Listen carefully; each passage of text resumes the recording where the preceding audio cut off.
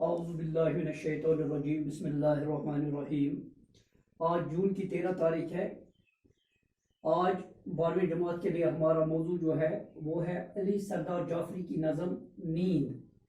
یہ اس نے اپنے بچے کی پہلی سالگرہ پر لکھی ہے، یعنی کہ جب اس کے بچے کی پہلی سالگرہ تھی تو اس نے قید خانے میں، چونکہ خود وہ قید خانے میں تھا، جیل خانے میں تھا، تو وہاں ہی اس نے یہ نظم لکھی ہے جس کا عنوان ہے نیند۔ تو یہ اس نے اپنے بچے کی پہلی سالگرہ پہ لکھی ہے۔ رات خوبصورت ہے نیند کیوں نہیں آتی۔ علی سردار جعفری کہتے ہیں کہ اگرچہ رات سہانی ہے، اگرچہ رات خوبصورت ہے، تو کیوں کر مجھے نیند نہیں آتی، مجھے کیوں نیند نہیں آتی ہے۔ رات بھی بڑھیا ہے، خوبصورت ہے، لیکن میری آنکھوں سے نیند غائب ہے، نیند نہیں آتی ہے۔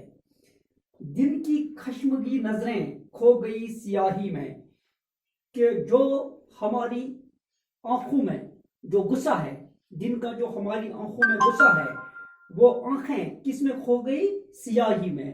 وہ رات کی سیاہی میں ہماری خشمگی آنکھیں، ہماری غصے سے بری آنکھیں، وہ رات کے اندھیرے میں کھو گئی ہے۔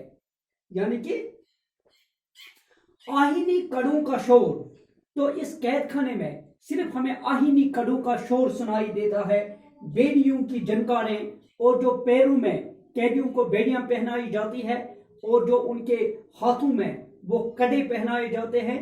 جب کسی مجرم کو قید کیا جاتا ہے تو اس کو آہینی کڑا پہنایا جاتا ہے ہاتھوں میں، اور اس کی پیروں میں بیڑیاں پہنائی جاتی ہے، تو اس کا شور رات بھر ہمیں سنائی دیتا ہے، یعنی کہ وہ شور ہمیں اس قید خانے میں سنائی دیتا ہے اور نیند نہیں آتی ہے۔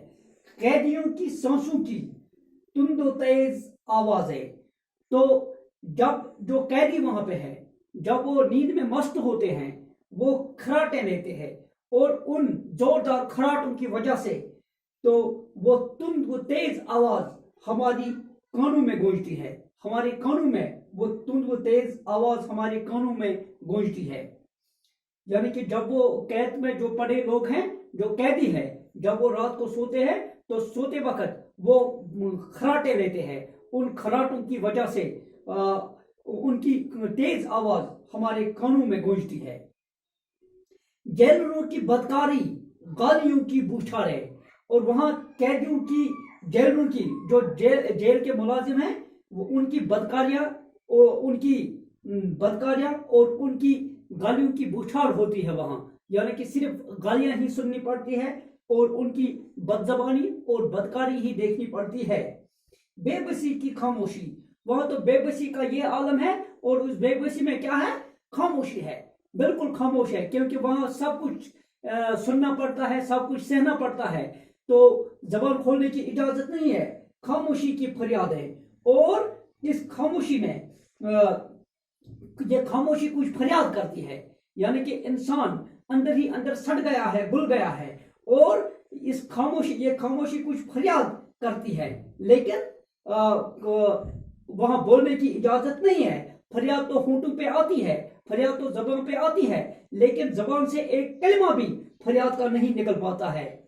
تہنشی اندھیرے میں، تو اس گپ اندھیرے میں، اس گٹا ٹوپ اندھیرے میں، شب کی شوق دوشیزہ، رات کی حسین، رات کے وقت کی حسین ایک دوشیزہ، ایک کنواری، خوبصورت، نہایت خوبصورت ترین لڑکی اس رات کے وقت کیا کرتی ہے؟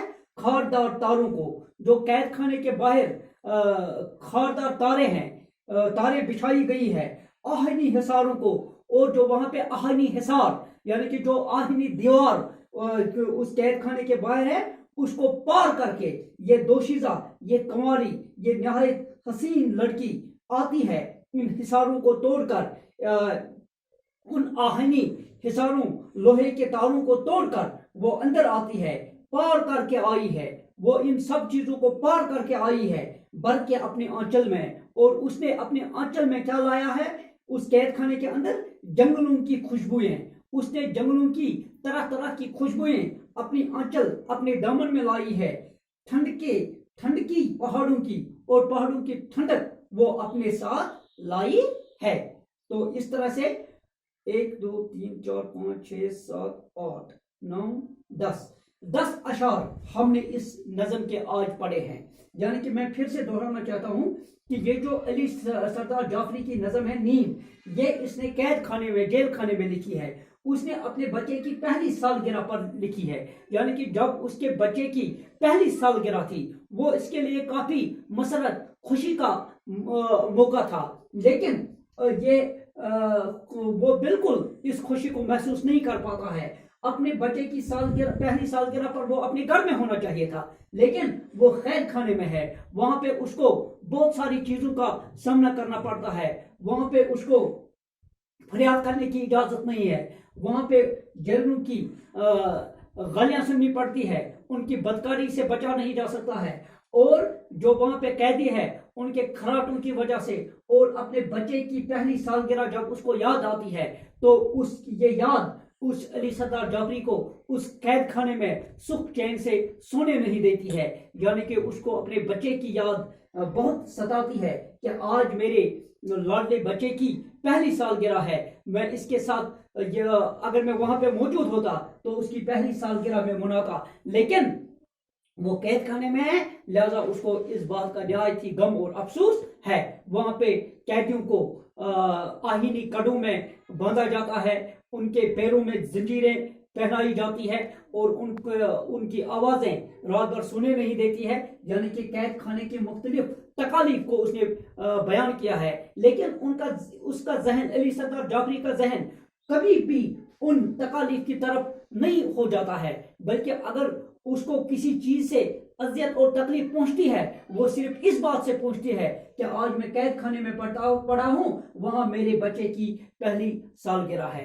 और फिर अचानक उन आहीनी हसारों को, जो वहां पे उन्होंने दीवार खड़ी की है, आहीनी दीवार, लोहे की दीवार जो उन्होंने खड़ी की है, और जो खारदार तारे हैं, तो उनको फाड़ करके उनको फलांग के एक नहायत हसीन खूबसूरत लड़की कैद खाने के अंदर आती है और अपने आंचल में वो क्या लाती है, वो जंगलों की मुख्तलिफ किस्म की खुशबुएं लेके आती है और पहाड़ों की ठंडक अपने आंचल में लाकर वो इस कैद खाने के अंदर उन चीजों को पहुंचाती है।